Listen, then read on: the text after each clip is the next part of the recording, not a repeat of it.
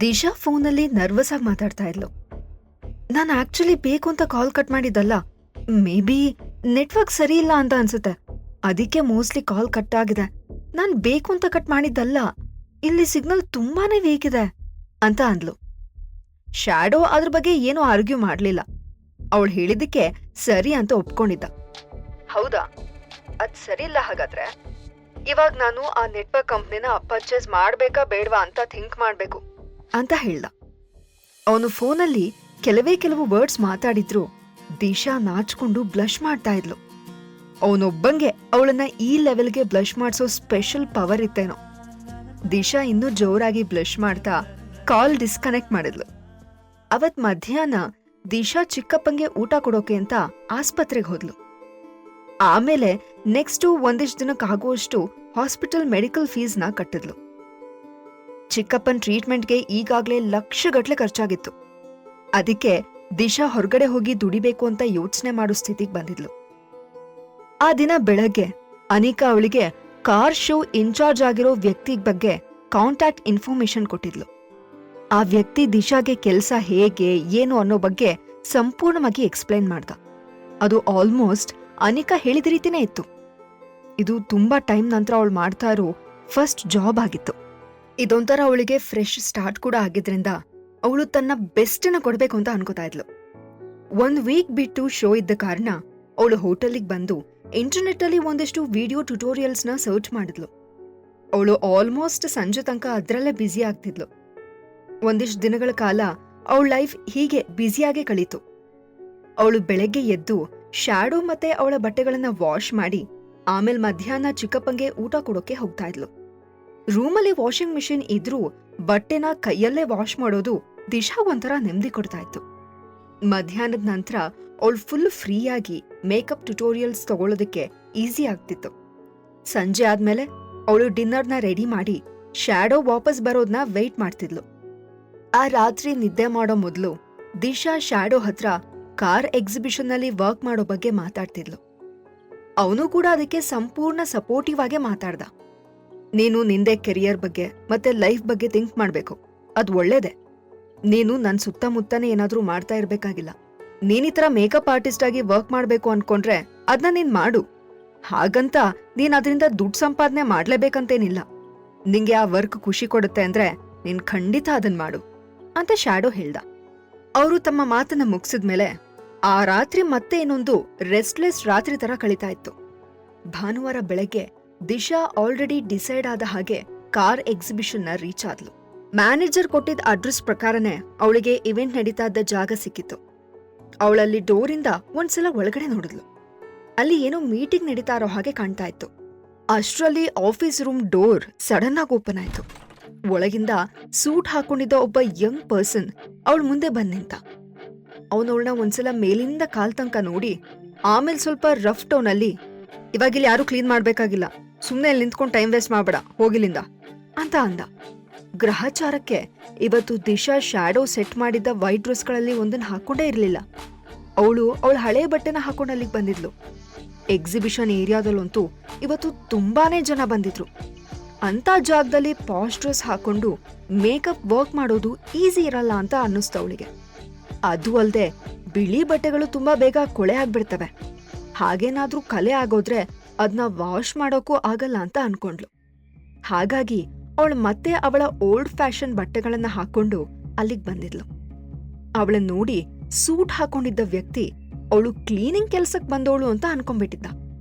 ಅವನ ಮಾತ್ ಕೇಳಿ ದಿಶಾ ಒಂದ್ಸಲ ಸ್ಮೈಲ್ ಮಾಡಿದ್ಲು.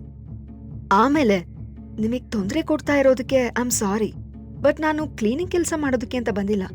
ನಾನಿಲ್ಲಿ ಮಾಡೆಲ್ಗಳಿಗೆ ಸ್ಟೈಲಿಂಗ್ ಮಾಡೋಕೆ ಅಂತ ಬಂದಿರೋ ಮೇಕಪ್ ಆರ್ಟಿಸ್ಟ್. ನಾನು ಮ್ಯಾನೇಜರ್ನ ಇಲ್ಲಿ ಮೀಟ್ ಮಾಡೋಕೆ ಅಂತ ಬಂದಿದ್ದೀನಿ. ಇನ್ಫ್ಯಾಕ್ಟ್ ಅವರೇ ಇವತ್ತು ನಾನು ಇಲ್ಲಿಗೆ ಬರಕ್ ಹೇಳಿದ್ದು ಅಂತ ಅಂದ್ಲು.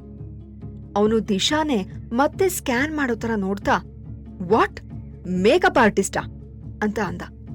ಅವನ ನೋಟದಲ್ಲಿ ಅಹಂಕಾರ ಇತ್ತು, ಗತ್ತು ಎದ್ದು ಕಾಣ್ತಾ ಇತ್ತು. ನಿನ್ನನ್ನೇ ನೀನ್ ಸರಿಯಾಗಿ ಪ್ರಿಪೇರ್ ಮಾಡ್ಕೊಂಡ್ ಬರಕ್ಕಾಗಿಲ್ಲ, ಅದೆಲ್ಲಿಂದ ನೀನ್ ಬೇರೆ ಮಾಡೆಲ್ಸ್ನ ರೆಡಿ ಮಾಡ್ತೀಯಾ? ಏನು ಈ ಇವೆಂಟ್ ಅಂದ್ರೆ ತಮಾಷೆ ಆಗೋಯ್ತಾ? ಯಾರ್ ನಿನ್ನ ಬರಕ್ ಹೇಳಿದಿಲ್ಲಿಗೆ ಅಂತ ಅಂದ. ದಿಶಾ ವಿಷಯನ ಎಕ್ಸ್ಪ್ಲೇನ್ ಮಾಡ್ಬೇಕು ಅನ್ನೋ ಅಷ್ಟ್ರಲ್ಲಿ ಒಬ್ಬ ಅಂದಾಜು 40 ರಿಂದ 45 ವಯಸ್ಸಿನ ವ್ಯಕ್ತಿ ಒಳಗಿಂದ ಗಡ್ಬಿಡಿಲಿ ಓಡ್ ಬಂದ. ಆಮೇಲೆ ಸೂಟ್ ಹಾಕಿದ ವ್ಯಕ್ತಿ ಹತ್ರ ಬಂದು, Achintya sir, I am sorry, please ಕೋಪ ಮಾಡ್ಕೋಬೇಡಿ. ಲೋಕೇಶ್ ಪಾಟೀಲ್ ಸರ್ ಇದಾರಲ್ಲ, ಅವರೇ ಈ ಮೇಕಪ್ ಆರ್ಟಿಸ್ಟ್ ನ ರೆಕಮೆಂಡ್ ಮಾಡಿದ್ದು. ಇವ್ರು ಇದೇ ಫಸ್ಟ್ ಟೈಮ್ ಇಲ್ಲಿಗೆ ಬಂದಿರೋದು ಅಂಡ್ ಅವರಿಗೆ ನಮ್ ರೂಲ್ಸ್ ಬಗ್ಗೆ ಎಲ್ಲ ಅಷ್ಟು ಐಡಿಯಾ ಇಲ್ಲ. ನಾನು ಅವ್ರಿಗೆಲ್ಲಾನು ಡೀಟೇಲ್ ಆಗಿ ಹೇಳ್ತೀನಿ ಅಂತ ಅಂದ. ಶಂಕರ್ ಅಚಿಂತ್ಯ ಹತ್ರ ಸ್ಮೈಲ್ ಮಾಡ್ತಾ ಮಾತಾಡ್ತಿದ್ದ. ನಾನು ಆಗ್ಬೇಕಾಗಿರೋ ಎಲ್ಲಾ ಕೆಲ್ಸನೂ ನಮ್ಮ ಹೊಸ ಮೇಕಪ್ ಆರ್ಟಿಸ್ಟ್ಗೆ ಎಕ್ಸ್ಪ್ಲೇನ್ ಮಾಡಿದ್ದೀನಿ ಸರ್. ನೀವ್ ಏನಕ್ಕೂ ವರಿ ಮಾಡ್ಕೋಬೇಡಿ, ಎಲ್ಲಾನು ನನಗ್ ಬಿಟ್ಬಿಡಿ. ಇವತ್ತಿನ ಶೋ ಖಂಡಿತ ತುಂಬಾ ದೊಡ್ಡ ಸಕ್ಸಸ್ ಆಗತ್ತೆ ಸರ್ ಅಂತ ಅಂದ. ಏನು, ನಾನ್ ವರಿ ಮಾಡ್ಕೊಳ್ಳೋದ್ ಬೇಡ್ವಾ ಅಂತ ಅಚಿಂತ್ಯ ತಿರಸ್ಕಾರದ ಟೋನಲ್ಲಿ ಹೇಳ್ದ. ಅಷ್ಟ್ರಲ್ಲಿ ಅವನ ಕಣ್ಣಿಗೆ ಶಂಕರ್ ಹಿಂದೆ ಬಚ್ಚಿಟ್ಕೊಂಡ್ ಹಾಗೆ ನಿಂತಿದ್ದ ದಿಶಾ ಬೆದ್ಲು. ಅವನು ಸೀರಿಯಸ್ ಆಗಿ ನೋಡ್ತಾ, ಹೌಸ್ ವೈಫ್ ಆಗಿರೋ ಯಾರೋ ಹಳೆ ಕಾಲದ ಲೇಡಿನ ನಮ್ ಮಾಡೆಲ್ಸ್ಗೆ ಮೇಕಪ್ ಆರ್ಟಿಸ್ಟ್ ಅಂತ ಕರ್ಕೊಂಬಂದ್ರೆ ನಾನ್ ಚಿಂತೆ ಮಾಡ್ದೆ ಹೇಗಿರಕ್ ಸಾಧ್ಯ? ಇವಳು ಅದಿನ್ನೆಂತ ಮೇಕಪ್ ಮಾಡ್ತಾಳೋ ಅಂತ ನನಗ್ ಅವಾಗಿಂದ ಟೆನ್ಷನ್ ಆಗಿದೆ ಅಂತ ಅಚಿಂತ್ಯ ಹೇಳ್ದ. ಅವನ್ ಹಾಗ್ ಮಾತಾಡಿದ್ ಕೇಳಿ ಶಂಕರ್ಗೂ ಸ್ವಲ್ಪ ಎಂಬ್ಯಾರಸ್ ಆಯ್ತು. ಸರ್, ಟ್ರಸ್ಟ್ ಮೀ, ಆತರ ಏನೂ ಆಗಲ್ಲ ಇವತ್ತು. ಅದು ಅಲ್ದೆ ಮಿಸ್ ದಿಶಾ ಅವರು ಇವತ್ ಫಸ್ಟ್ ಟೈಮ್ ನಮ್ ಜೊತೆ ವರ್ಕ್ ಮಾಡ್ತಾ ಇದಾರೆ. ನಾನ್ ಅವ್ರ ಪಕ್ಕ ನಿಂತ್ಕೊಂಡು ಅವ್ರು ಮಾಡೋ ಕೆಲ್ಸನ ಹತ್ತಿರದಿಂದ ಸೂಕ್ಷ್ಮವಾಗಿ ಅಬ್ಸರ್ವ್ ಮಾಡ್ತೀನಿ ಸರ್ ಅಂತ ಅಂದ. ಅದೆಲ್ಲ ಏನು ಬೇಕಾಗಿಲ್ಲ ಶಂಕರ್, ಆ ಕೆಲ್ಸನ ನಾನೇ ಮಾಡ್ತೀನಿ. ನಾನೀಗ ಯಾವ ರಿಸ್ಕ್ಗೂ ರೆಡಿ ಇಲ್ಲ ಅಂತ ಅಚಿಂತ್ಯ ಹೇಳ್ದ. ಅವನು ಶಂಕರ್ನ ಪಕ್ಕಕ್ಕೆ ಕಳಿಸಿ ದಿಶಾ ಮುಂದೆ ಬಂದ್ ನಿಂತ. ಅವನ ಮುಖಾನ, ಬಾಡಿ ಲ್ಯಾಂಗ್ವೇಜ್ನ ನೋಡ್ತಿದ್ರೆ ಅವನ್ ಯಾರನ್ನ ಬೇಕಾದ್ರೂ ಹೆದರಿಸ್ತಾನೆ ಅಂತ ಅನಿಸ್ತಿತ್ತು. ಅವನ್ ತುಂಬಾ ಉದ್ದಕ್ಕೆ ಡಾಮಿನೇಟಿಂಗ್ ಆಗಿದ್ದ. ಚೆನ್ನಾಗಿ ವರ್ಕೌಟ್ ಮಾಡಿ ತುಂಬಾ ಸ್ಟ್ರಾಂಗ್ ಪರ್ಸನ್ ಅನ್ನೋ ಫೀಲ್ ಕೊಡ್ತಾ ಇದ್ದ. ಅವನ ಉದ್ದವಾದ ನೆರಳು ಅವಳನ್ನ ಕಂಪ್ಲೀಟ್ ಆಗಿ ನುಂಗೋ ಹಾಗೆ ಕಾಣ್ತಿತ್ತು. ದಿಶಾ ಅಂತೂ ಇಲ್ಲಿ ತನಕ ಯಾವ ಸ್ಟ್ರೇಂಜರ್ಸ್ಗೂ ಇಷ್ಟ ಹತ್ರ ನಿಂತು ಮಾತಾಡಿರ್ಲಿಲ್ಲ. ಅವಳಿಗದು ಕಂಫರ್ಟಬಲ್ ಅಂತ ಅನ್ನಿಸ್ತಾನೂ ಇರ್ಲಿಲ್ಲ. ಸೊ ಅವಳು ಒಂದ್ ಸಣ್ಣ ಹೆಜ್ಜೆ ಹಿಂದೆ ಸರಿದ್ಲು. ದಿಶಾ ಅಂತ ಅಚಿಂತ್ಯ ಅವಳ ಹೆಸರನ್ನ ಸೀರಿಯಸ್ ಟೋನಲ್ಲಿ ಕರೆದ. ಅವನ ಮುಖದಲ್ಲಿ ಒಂದು ಇವಿಲ್ ಸ್ಮೈಲ್ ಇತ್ತು. ದಿಶಾಗೆ ಅವನು ಮಾತಾಡಿದ ರೀತಿ ಸ್ವಲ್ಪ ಭಯ ಮೂಡ್ಸೋ ಹಾಗಿತ್ತು. ಆದ್ರೂ ಅವಳು ಅಚಿಂತ್ಯನ ಗ್ರೀಟ್ ಮಾಡ್ತಾ, good morning Achintya sir, I am Disha ಅಂತ ಅಂದ್ಲು. ನಿಂಗೆ ನಾನ್ ಯಾರು ಅಂತ ಗೊತ್ತಾ ಅಂತ ಅಚಿಂತ್ಯ ಕೇಳ್ದ.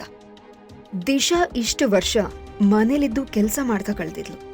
ಅವಳು ಸೋಷಿಯಲ್ ಲೈಫ್ ಅಂತ ಯಾವತ್ತೂ ಹೊರಗಡೆ ಹೋಗೇ ಇರ್ಲಿಲ್ಲ. ಬೇರೆ ಅವರನ್ ಬಿಡಿ, ಅವಳಿಗೆ ನಾರ್ಮಲ್ ಸೆಲೆಬ್ರಿಟೀಸ್ನೇ ಗುರ್ತಿಸೋಕಾಗ್ತಿರ್ಲಿಲ್ಲ. ಇನ್ನು ಅವಳು ಅದ್ ಹೇಗೆ ಅಚಿಂತ್ಯನ ಗುರ್ತಿಸೋಕ್ ಸಾಧ್ಯ? ದಿಶಾ ತಡವರಿಸ್ತಾ, ಅದು ನೀವು ಅಂತ ಅಂದ್ಲು. ಅಷ್ಟ್ರಲ್ಲಿ ಪರಿಸ್ಥಿತಿ ಯಾಕೋ ಕೈ ಮೀರಿ ಹೋಗ್ಬಿಟ್ರೆ, ದಿಶಾಗೆ ಇನ್ನೊಂದ್ಸಲ ಅವಮಾನ ಆಗ್ಬಿಟ್ರೆ ಅಂತ ಶಂಕರ್ ತಕ್ಷಣ ಓಡ್ ಬಂದು ತಾನ್ ಮಾತಾಡೋಕೆ ಶುರು ಮಾಡ್ದ. ಅವನು ಹೇಗಾದ್ರೂ ಮಾಡಿ ಈ ವಾತಾವರಣನ ಸ್ವಲ್ಪ ತಿಳಿ ಮಾಡ್ಬೇಕು ಅಂತ ಅನ್ಕೋತಿದ್ದ. ನಮ್ ಸರ್ರು ಕಾರ್ ಡಿಸೈನಿಂಗ್ ಫೀಲ್ಡಲ್ಲಿ ಮಾತ್ರ ಅಲ್ದೆ ಅಬ್ರೋಡಲ್ಲಿ ಕೂಡ ತುಂಬಾನೇ ಫೇಮಸ್. ಎಲ್ರಿಗೂ ಇವ್ರು ಯಾರು ಅಂತ ತುಂಬಾ ಚೆನ್ನಾಗ್ ಗೊತ್ತಿದೆ ಅಲ್ವಾ ದಿಶಾ ಅಂತ ಅಂದ. Car design? ಓಹೋ, ಹಾಗಾದ್ರೆ ಈ ಅಚಿಂತ್ಯಗೆ ಅಷ್ಟೊಂದ್ ಅಹಂಕಾರ, ಶಾರ್ಟ್ ಟೆಂಪರ್ ಇರೋದ್ರಲ್ಲಿ ಏನೂ ಆಶ್ಚರ್ಯ ಇಲ್ಲ ಅಂತ ಅನಿಸ್ತು ದಿಶಾಗೆ. ಅವನು ಒಬ್ಬ ಆರ್ಟಿಸ್ಟ್ ಅಂತಾನೆ ಅನ್ಬೋದಾಗಿತ್ತು. ಶಂಕರ್ ಅಷ್ಟೆಲ್ಲ ಎಕ್ಸ್ಪ್ಲೇನ್ ಮಾಡ್ತಿದ್ದ ಹಾಗೆ ಅಚಿಂತ್ಯ ಒಂದ್ಸಲ ಅವನ್ ಕಡೆ ಸೀರಿಯಸ್ ಆಗಿ ಲುಕ್ ಕೊಟ್ಟ. ಆ ಲುಕ್ ಏನು ಅಂತ ಅರ್ಥ ಆಯ್ತು ಅನ್ನೋ ಹಾಗೆ ಶಂಕರ್ ಇಮಿಡಿಯೇಟ್ ಆಗಿ ಬಾಯಿ ಮುಚ್ಕೊಂಡು ಸುಮ್ನಾದ. ಅಚಿಂತ್ಯ ಮತ್ತೆ ದಿಶಾ ಕಡೆ ನೋಡಿ, ಸರಿ ಹಾಗಿದ್ರೆ ನನ್ ಫುಲ್ ಹೆಸರು ಏನು ಅಂತ ಹೇಳು ನೋಡೋಣ ಅಂತ ಅಂದ. ಅವನ ಮಾತ್ ಕೇಳಿ ದಿಶಾಗೆ ತಲೆ ಕೆಡೋ ಹಾಗಾಯ್ತು. ಈ ವ್ಯಕ್ತಿ ನಿಜವಾಗ್ಲೂ ಅವಳನ್ನ ಈ ಲೆವೆಲ್ಗೆ ಟೆಸ್ಟ್ ಮಾಡ್ತಾ ಇದ್ನ ಅಥವಾ ಸುಮ್ನೆ ಇರಿಟೇಟ್ ಮಾಡ್ಬೇಕು ಅಂತ ಅನ್ಕೊಂಡಿದ್ನ? ದಿಶಾ ಅವನ ಮಾತ್ ಕೇಳಿ ಹಲ್ ಕಡಿತಿದ್ಲು. ಅವಳಿಗೆ ಏನ್ ರಿಪ್ಲೈ ಮಾಡ್ಬೇಕು ಅಂತಾನೆ ತಿಳಿಲಿಲ್ಲ. ಈ ಎಲ್ಲಾ ಪ್ರಶ್ನೆಗಳಿಗೆ ಉತ್ತರ ಬೇಕು ಅಂದ್ರೆ ಈಗಲೇ ಪಾಕೆಟ್ ಎಫ್ಎಂ ಅಪ್ಲಿಕೇಶನ್ ಡೌನ್ಲೋಡ್ ಮಾಡಿ ಮತ್ತು ಕೇಳಿ ಸೀಕ್ರೆಟ್ ಹಸ್ಬೆಂಡ್. ಅಪ್ಲಿಕೇಶನ್ ಡೌನ್ಲೋಡ್ ಮಾಡಲು ಡಿಸ್ಕ್ರಿಪ್ಷನ್ ನಲ್ಲಿ ಇರುವ ಲಿಂಕ್ ಅನ್ನು ಕ್ಲಿಕ್ ಮಾಡಿ.